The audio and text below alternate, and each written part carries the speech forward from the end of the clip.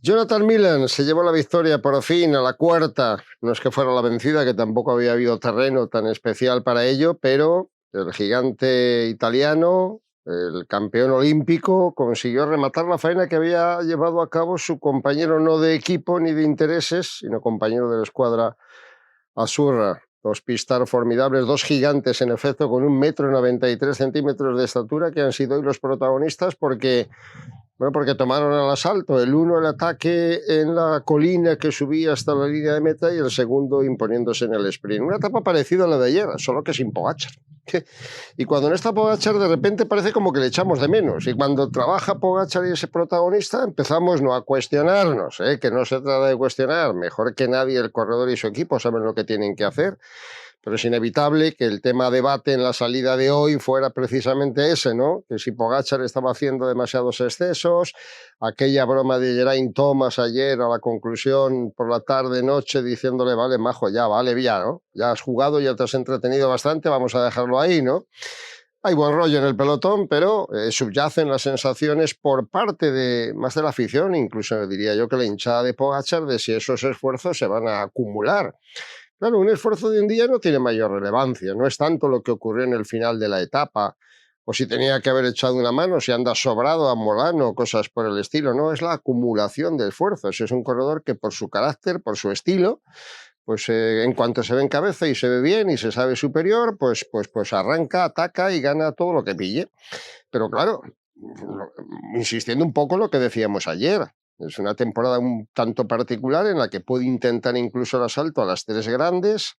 Tiene por delante la experiencia de haber acumulado un excesivo trabajo y haber llegado mal al final a un Tour de Francia. Y bueno, se considera o se entiende que lo más inteligente sería tratar de ahorrar el mínimo.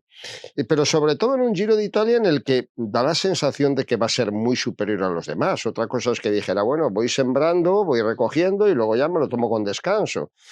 Pues que no parece que haya un rival en ciernes, ¿no? Capaz de plantarle cara a Pogačar. Es decir, cuando lleguen 2 o 3 etapones de alta montaña, se va a salir y por lo tanto no está necesitado de sprintar para 2 segundos en un punto caliente ni buscar la victoria de etapa. Se puede entender más, porque a fin de cuentas es una victoria de etapa que adorna el palmarés. Pero bueno, en cualquier caso, todo lo que dé juego y todo lo que sea espectáculo, bienvenido sea. Por eso digo que lejos de nuestra intención criticar, solo exponerlo.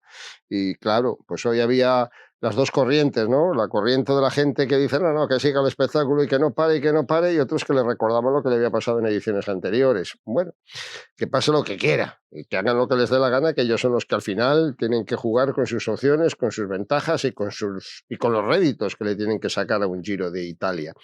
Bueno, de momento lo que no nos podemos quejar es del espectáculo, ¿no? Hoy, cuarto día, volvió a verlo. Volvió a verlo porque resulta que Pipo Ganna se convirtió en gran protagonista cuando arrancó desde el pelotón en la primera parte de la etapa para cazar a 3 fugados, entre los que estaba Fran Muñoz, el corredor del equipo del Polti Cometa, en el que estaba Calmellán defendiendo, buscando puntos para el Gran Premio de la Montaña, en la que estaba Devot, que se pegó una buena paliza para llegar a ellos, y cuando llegó a ellos vieron que faltaban muchísimos kilómetros por delante y dijo, ¿qué hago yo aquí? Quemando energías que debo de guardar para momentos más claros y contundentes, y no nos van a dejar los sprinters llegar a la línea de meta hoy.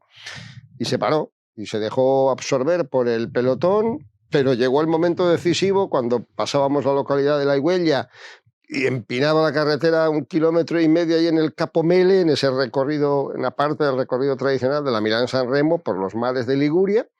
Y allá arrancó con una violencia extraordinaria a Pipo Ganna y le pasó un poco lo que a Pogačar ayer, porque era un final bastante parecido. Bueno, solo que hoy no parecía que el Capo Mele fuera a ser capaz de separar a los velocistas. Y hubo ahí unos momentos de duda y se quedó cerca de la victoria, aunque obviamente la ley del más fuerte, que es el pelotón con los lanzadores de los sprinters, se impuso. Pipo fue neutralizado también muy cerca de meta. Y en embalaje final la victoria fue para Jonathan Milan, pletórico y espectacular, el hombre que ganó la malla Ciclamino el año pasado, el hombre que vuelve a liderar ya en la cuarta jornada, le ha arrebatado a Tim Merlier, el vencedor de ayer, esa malla que premia al mejor de la regularidad, al mejor de los puntos, y en fin, le puso un colofón brillante. Por eso decíamos lo de los dos gigantes, ¿no? Miden los dos 1,93, forman parte del cuarteto olímpico de la escuadra Azzurra, impresionante, y han sido los grandes protagonistas de una etapa que, sin embargo, es verdad, de cara a la clasificación general, como ocurre con estas jornadas, no ha deparado gran cosa. Diría que casi ninguna. Anecdótico, si acaso, que Uy de Brooks pasó allí por delante del grupo para hacer tercero y conseguir un segundo de bonificación en el punto bonificado intermedio de la jornada. Y punto, pero lejos de ser una jornada, digamos que aburrida o monótona, con una fuga más o menos consentida, que tuvo mucho mérito al final, con Fran Muñoz y con Stefan de Voz, que llegaron hasta muy lejos, hasta prácticamente hasta ahí, en la zona de Alasio, muy cerquita ya del Capo Mele, y al final tuvieron, ellos sí, consiguieron el rédito y la visibilidad para sus formaciones de Education First y de Polticometa, pero no es lo mismo que una etapa resulte así de anodina y que después al final se solvente con un sprint, por espectacular que sea, que lo son siempre, a ver esos movimientos finales. Y en eso tiene mucho que ver que el Giro ya va copiando bastante de lo que hacía la Vuelta a España, el Tour también ha empezado a copiar algo de lo que hace la Vuelta a España, esos finales siempre exigentes, esos finales atractivos. Claro que tiene que haber etapas para pasistas, para velocistas, llanas, absolutamente llanas, ¿no?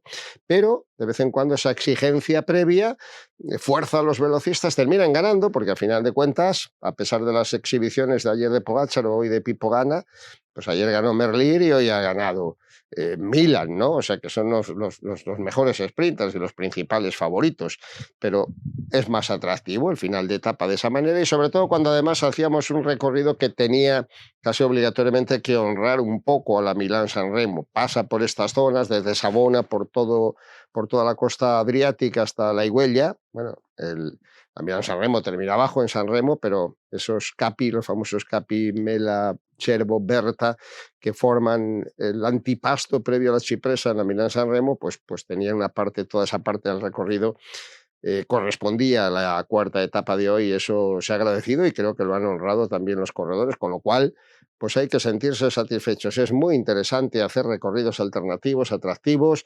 independientemente de que después se resuelva o no la etapa al sprint. Premia a los sprinters, obliga a muchos compañeros de equipo a trabajar y le añade una tensión espectacular si además se mueven capos verdaderamente poderosos, atractivos y espectaculares como ha sido hoy Pipo Ganna, que posiblemente esté lamentando, no lo sé, el hecho de haberse pegado una buena paliza para coger la fuga, para al final dejarse neutralizar y al final no tener a lo mejor ahorrados esos vatios que le hubieran podido, quién sabe, no creo que hubiera sido fácil de ninguna manera llegar y alcanzar la línea de meta. La línea de meta en la que se impuso, decimos, Jonathan Milan, con Groves en segunda posición, Bauhaus tercero, Koig cuarto, Merlier quinto, Ballerini sexto, Gaviria séptimo, octavo Sanoncello, el corredor del Bardiani, noveno Mikkels, el estonio, y la 10ª posición para Lonardi.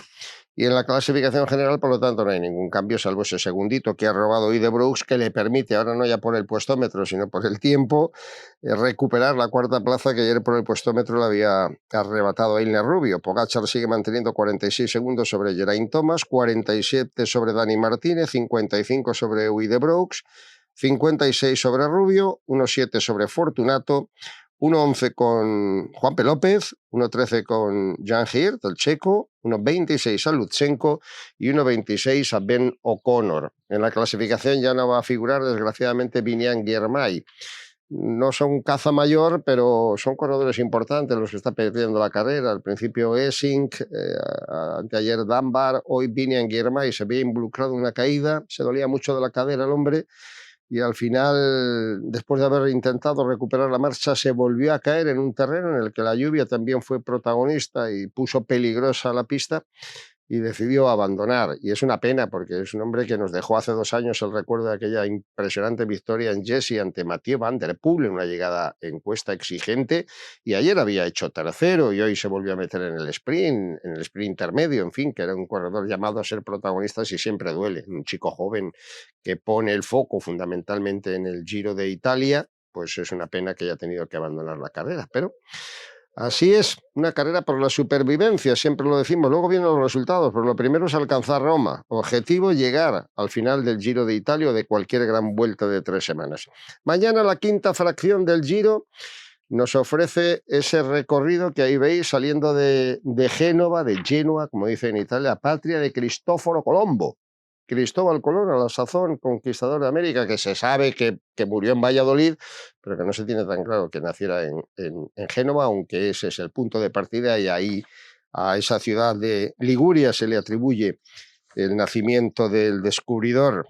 En Génova vamos hasta el Paso del Braco con un terreno bastante accidentado, es un puerto de tercera categoría que hay en el kilómetro 62, pero luego ya todo prácticamente un recorrido muy favorable hasta Camaiore, con un pequeño puerto de cuarta categoría que es Montemaño, pero claro, está muy lejos, a 32 kilómetros de la línea de meta, y evidentemente es un recorrido pues fácil para que los sprinters controlen muchísimo mejor de lo que lo han hecho en el día de hoy. Llegamos a Luca. Luca es la patria de Mario Cipollini, por lo cual ya es un escenario importante. Cipollini, lo recuerdo, tiene el récord de victorias en el Giro de Italia, 42 triunfos en su haber, superando al mítico Alfredo Binda. Bueno, pues a tierras de Toscana, salimos de la costa adriática y nos vamos a la costa de Tirreno, a la hermosísima región de Toscana, con la provincia de Luca como escenario, con la ciudad de Luca como escenario, y un final de etapa donde sería bastante sorprendente que los sprinters no pelearan por la victoria absoluta de una carrera que ya el viernes, lo recordamos, pasamos este valle de transición atractivo, interesante y entretenido, pero vamos a entrar de lleno. Recordad el jueves con la etapa del Esterrato, el viernes con la etapa cronómetro en Perú, ya 40 kilómetros el sábado, ya con la llegada a Prat y Vitivo, otra llegada muy exigente en la carrera. En fin, que esto se va inflamando poco a poco, pero según vamos haciendo camino también hay un montón de emociones y ojalá que todas sean positivas y no como la que hemos tenido que lamentar hoy por la marcha de Biniam Girmay. Así que seguimos haciendo camino y mañana nos vemos. Gracias por estar ahí, amigos.